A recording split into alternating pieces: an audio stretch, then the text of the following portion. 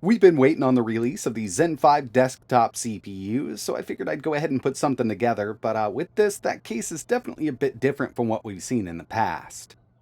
What's going on, everybody? It's ETAPRIME back here again. Today I'm super excited because we finally get to put together a Ryzen 9000 powered gaming PC. And I've been waiting on this for a while, just like a lot of people, and every time AMD launches a new CPU, I get really excited about it, especially given that these new 9000 series CPUs are based on Zen 5. And with this, we're actually going to be using the Ryzen 7 9700X.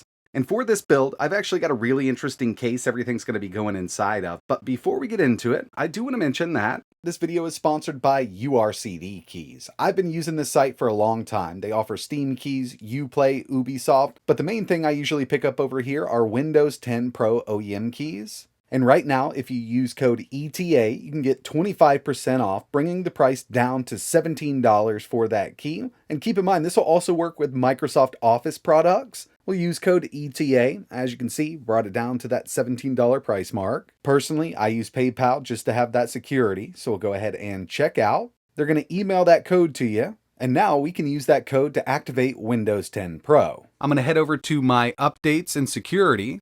We're going to go to activation. As you can see, I've got Windows 10 Pro, but it's not activated. So I'm going to change product key. I'm going to paste it in here, choose next, choose activate, and Windows is now activated. We're ready to go. They'll email your code once your payment is processed, and that's basically it. If you're interested in picking up cheap Windows 10 keys for your new PC builds, I'll leave a link in the description. I will leave links down below to everything I'm going to be using in this build, but first things first, when it comes to storage, I'm using a 1TB Kingston Renegade Fury M.2 SSD. I've already got it installed in the motherboard, and speaking of the motherboard, we've got the MSI B650 Wi-Fi. Obviously, mini ITX form factor, given the case that I opted to use here. And overall, this has been one of my favorite AM5 mini ITX boards. It's definitely served me well with Ryzen 7000, and coming into 9000, all we had to do was update the BIOS.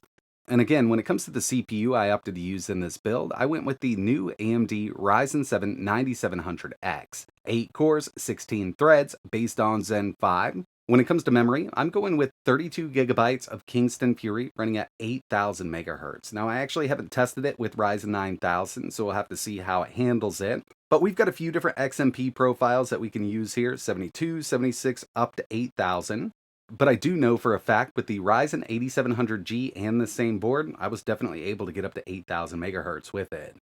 So another really interesting thing about this build is actually the case I'm going with. This is the new INWIN POC One. I'm not sure if they want you to pronounce it POC or POC. I'm just going to go with POC One. This is a really cool case. Now, I've actually had my eye on this for a while. They offer two different color variants. I've got the silver one, and this is a flat pack case. You will have to build it before you start building inside of it.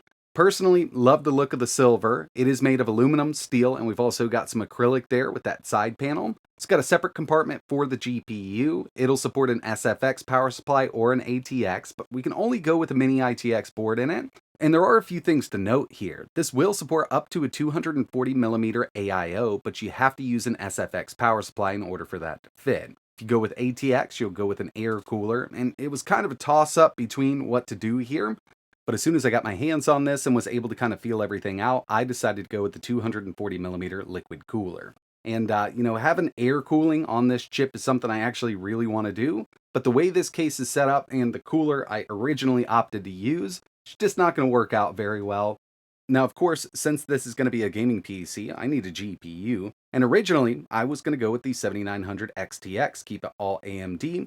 But the one I have here from ASRock, their Taichi, it's just a bit too big for that GPU compartment. So instead of going with the 7900 XTX, I'll be going with the NVIDIA GeForce RTX 4070 Ti Super from Zotac. This case does come with a really nice riser cable because obviously we've got that separated compartment, but everything seems to be fitting pretty nicely so far. We've got that mini ITX board. It's going to go right here. And there's a couple different ways we can actually set this case up once it's all assembled. We can go vertically or horizontal with it. So we've got several different orientations we can go with the POC One.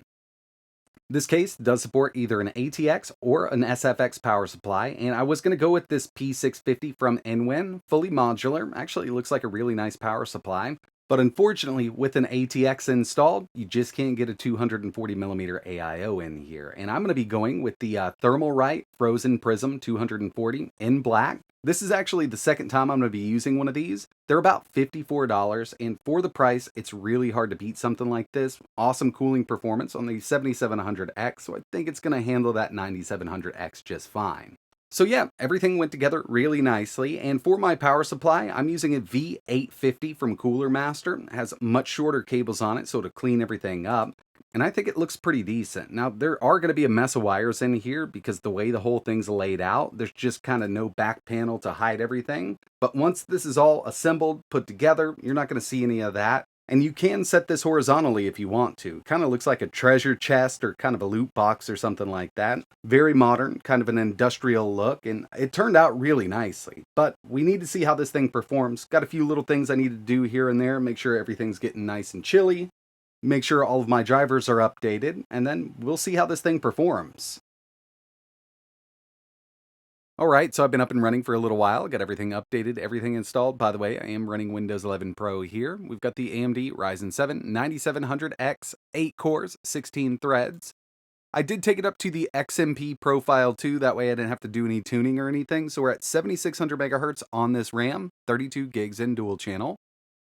And we've got that NVIDIA GeForce RTX 4070 Ti Super with 16 gigs of VRAM.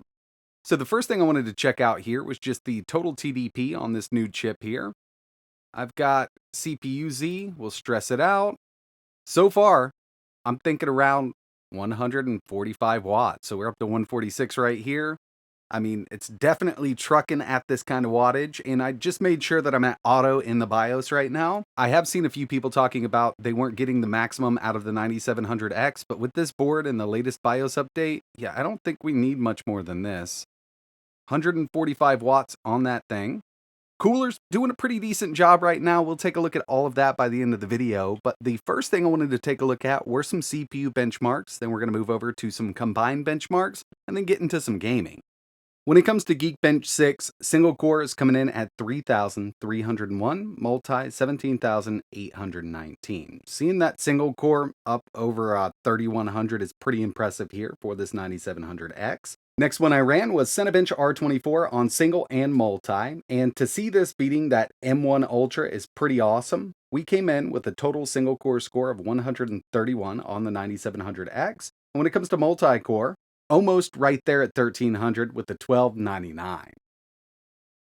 Taking a look at 3D Mark, Steel Nomad, 5,819, Firestrike, 45,459, and finally, Time Spy with the 22,856. And really, the new thing here is the CPU. And that score came in at 15,217. So yeah, I mean, when this thing is properly powered, we can actually see some really good performance. Actually, a nice little jump over the 7700X. And it really comes down to having that Zen 5 architecture versus Zen 4. But now it's time to check out some real-world gaming. So the first game we have here is Cyberpunk 2077, Ultra settings, 1440p, no DLSS, but I am using NVIDIA's Frame Gen. So I'm actually going to disable Frame Gen just to see what we can get out of it. And right now we're seeing an average of around 143 FPS, and using no DLSS here, keep that in mind, we're at a native 1440p.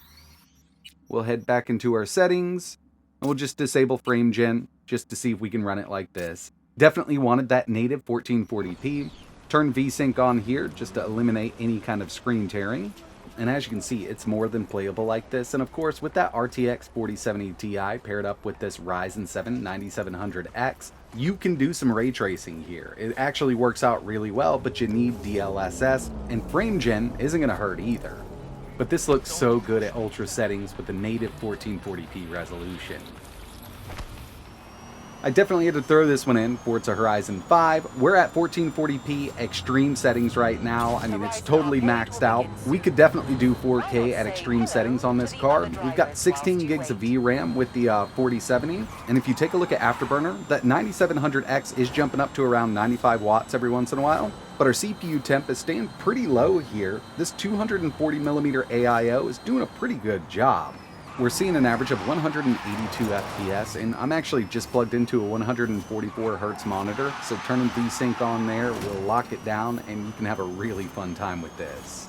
I also wanted to test out Spider-Man Miles Morales. We're at 1440p, very high, no frame gen, no DLSS, so we're at a native 1440, looking really good here, and I mean, yeah, as you can see from Afterburner up in the top left-hand corner, it is trucking along. And again, just take a look at that wattage CPU package power from the 9700X, up to 107 watts in some cases with this game, around 60 degrees Celsius.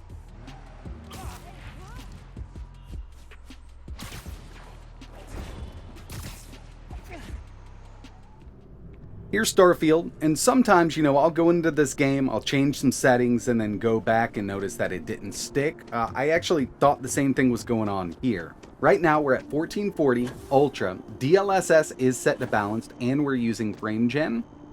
With the recent updates from Bethesda to this game, we are seeing some great performance, especially with frame gen enabled at those higher resolutions.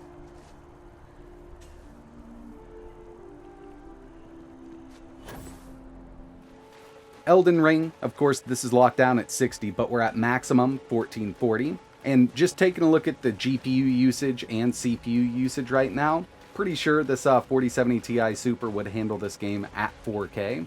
I'm only connected to a 1440p monitor right now, but I'm pretty sure at 4K it would handle it just fine with the specs we have in this build.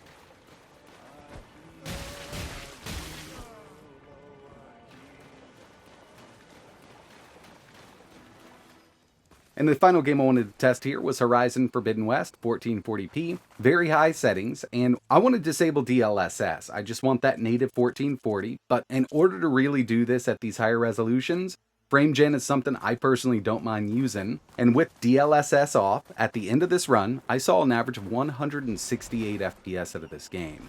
And yeah, if you've ever tried to run this on any kind of system, you know how taxing it can be. It's one of the harder games right now to max everything out at, but it's running just fine on this setup.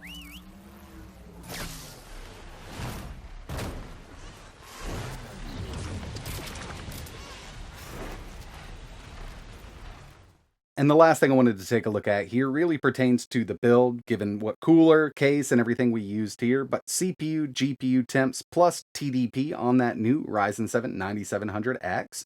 Average CPU temp with that 240mm AIO, 55 degrees Celsius, and the maximum I saw while running Cinebench R24 multi-core, 88 degrees Celsius. The TDP on that new chip, on average, was around 67 watts, and the maximum we saw it jump up to was 159 watts. And when it comes to the GPU, average temps on that, 46, maximum 75 degrees Celsius. So being inside of that enclosed case does kind of bring it up a bit when you're really stressing it out. But none of this hardware ever hit thermal throttle inside of this INWIN POC One case. And overall, I think it's a really nice little build. I love the look of it.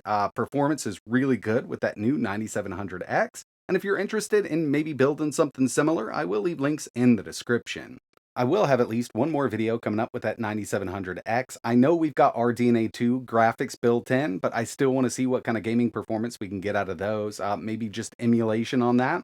Let me know if there's anything else you want to see running on that new chip, but that's going to wrap it up for this one. Like always, thanks for watching.